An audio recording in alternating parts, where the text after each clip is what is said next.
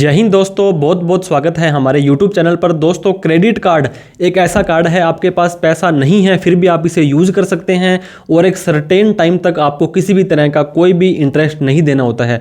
Normally ये 30 दिन से लेकर के 50 दिन तक होता है। तो दोस्तों, कई लोग क्या करते हैं, एक से ज़्यादा क्रेडिट कार्ड बनवा लेते हैं या एक ही कार्ड है तो उसको यूज़ नहीं करते हैं। क्या करते हैं, वो लेकर के बनवा करके छोड़ देते हैं और वो सोचते हैं कि हमारा यहाँ पे कोई भी चार्ज नहीं लग रहा है। बहुत सारे क्रेडिट कार्ड दोस्तों आपको पता होगा विदाउट एनुअल चार्जेस के और विदाउट ज्वाइनिंग फीस के आपको मिल जाते हैं। लेकिन आपको इस वीडियो के अंदर हम बताने वाले हैं ऐसे क्या क्या प्रभाव है, इफेक्ट हैं, वो आपके इस क्रेडिट हिस्ट्री के ऊपर दोस्तों आपके फाइनेंशियल प्रोफाइल पर पड़ सकते हैं अगर आपने कोई भी क्रेडिट कार्ड लिया है और उसको यूज नहीं किया है। तो देर ना करते हुए चलिए दोस्तों वीडियो को स्टार्ट करते हैं। सबसे पहला नुकसान तो आपको ये होने वाला है कि आपकी वीक क्रेडिट हिस्ट्री बनेगी।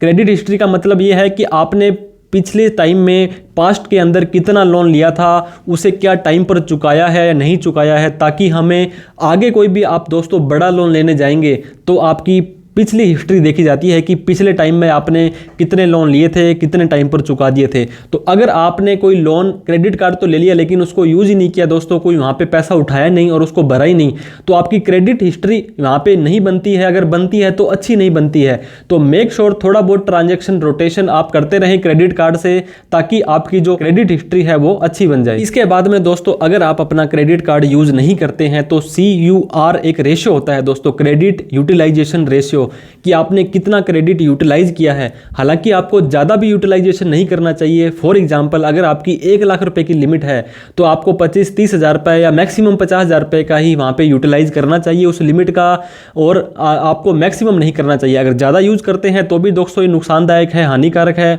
और कम करते हैं दोस्तों तो भी आपके लिए नुकसानदायक है। तो अगर आपकी 1 लाख की लिमिट है और आप 1000 रुपये भी यूज नहीं कर रहे हैं तो आपका क्रेडिट यूटिलाइजेशन रेशियो बहुत ही कम हो जाता है।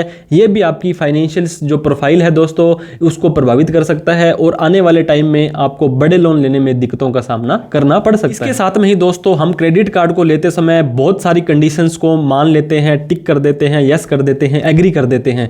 लेकिन कई बार क्या होता है, इनएक्टिविटी चार्जेस के नाम से भी हमारे को वहां पे चार्ज लग जाते हैं। वो बोलते हैं जैसे कि लोन के अंदर यूटिलाइजेशन चार्जेस लगते हैं, अगर आप उसको यूटिलाइज नहीं करेंगे तो हम आपका वहां पे चार्ज लगा देंगे।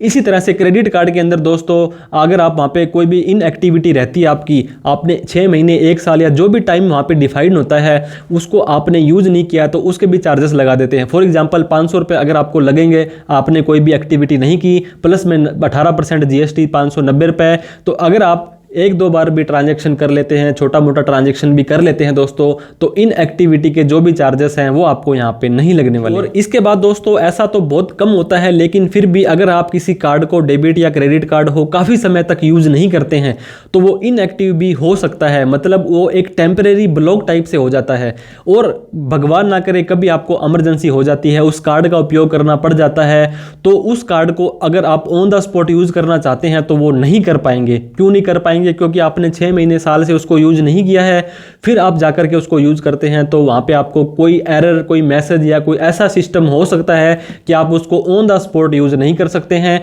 फिर आपको उनके कस्टमर केयर को या सपोर्टिंग टीम को वहां पे कॉल करना पड़ेगा, मैसेज करना पड़ेगा, मेल डालनी पड़ेगी, तब जाकर के वो आपको एक्टिवेट कर पाएंगे। तो इस तरह से आपने अगर टाइम टू टाइम इसको यूज किया होता तो दोस्तों वहां पे आपको ये दिक्कत जो है इमरजेंसी के अंदर वो देखने को नहीं मिलती। इसके साथ में ही दोस्तों, आपने देखा होगा बहुत सारे क्रेडिट कार्ड आपको रिवार्ड पॉइंट्स देते हैं, बेनिफिट देते हैं, पॉइंट्स देते हैं रिडम्पशंस करने के लिए। फॉर एग्जांपल मैं बताना चाहूँगा आपको, अमेजोन का कार्ड है ICICI का, तो वहाँ पर अगर आप कोई भी प्रोडक्ट खरीदते हैं तो वो आपको 5% डिस्काउंट एक कैशबैक के तौर पर आपके वॉलेट में आ जाते हैं। कोई आपने 10,000 रुपये का फ़ोन खरीदना है तो दोस्तों 9,500 का ही वो पड़ने वाला है। तो अगर आप अपने क्रेडिट कार्ड को यूज करेंगे तो बट ऑब्वियस सी बात है कि दोस्तों हर क्रेडिट कार्ड आपको कुछ ना कुछ बेनिफिट जरूर देता है। तो आप अपने क्रेडिट कार्ड की टर्म्स एंड कंडीशन देख लीजिए, कौन सी कंपनी का है वो भी आप देख लीजिए और कौन कौन से बेनिफिट आपको देता है, उन बेनिफिट को आपको वहाँ पर उठाना है। तो इस तरह से इन सभी बातों का ध्यान रखेंगे तो आपकी जो फाइनेंशियल जो दोस्तों हिस्ट्री है वो अच्छी रहेगी, आपका क्रेडिट स्कोर अच्छा रहेगा। आने वाले टाइम में कोई भी बड़ा लोन लेने जाएंगे तो आपको दिक्कत का सामना नहीं करना पड़ेगा।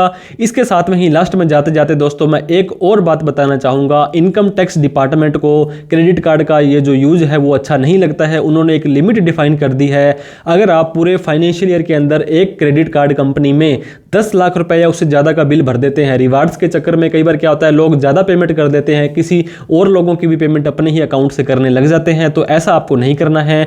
10 लाख से ज़्यादा एक फाइनेंशियल ईयर के अंदर अगर आप क्रेडिट कार्ड का बिल भरते हैं तो credit card company income tax department को यह सूचना दे देगी कि इस व्यक्ति ने 10 लाख से ऊपर का बिल भरा है, तो आप इसे पूछ लीजिए इसने रिटर्न भरी है या नहीं भरी है तो इसके पास में ये पैसा कहां से आया था।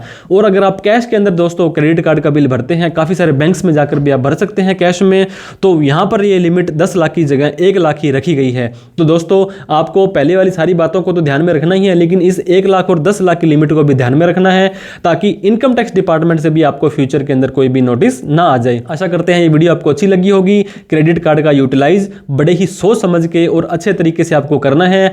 आजकल दोस्तों आपको पता होगा कोई फॉरेन के अंदर ट्रांजैक्शन करते हैं तो काफी सारे क्रेडिट कार्ड तो ओटीपी ही नहीं मांगते हैं। आप किसी रेस्टोरेंट वगैरह में जाते हैं तो वो क्रेडिट कार्ड को दूर से ही स्कैन कर लेते हैं, इस तरह के स्कैम भी हो रहे हैं। तो आपको क्रेडिट कार्ड बिल्कुल संभाल के सिक्योरली आपको रखना है ताकि इसका मिसयूज भी ना हो जाए। वीडियो देखने के लिए बहुत बहुत धन्यवाद। अच्छी लगी हो तो लाइक करें और भी इस तरह के कंटेंट के लिए आप हमें सब्सक्राइब करना ना भूलें। इस वीडियो को उन सभी लोगों में शेयर करें जो क्रेडिट कार्ड को लेकर के टेंशन में रहते हैं। Thank you so much for watching this video. जय हिंद, जय भारत।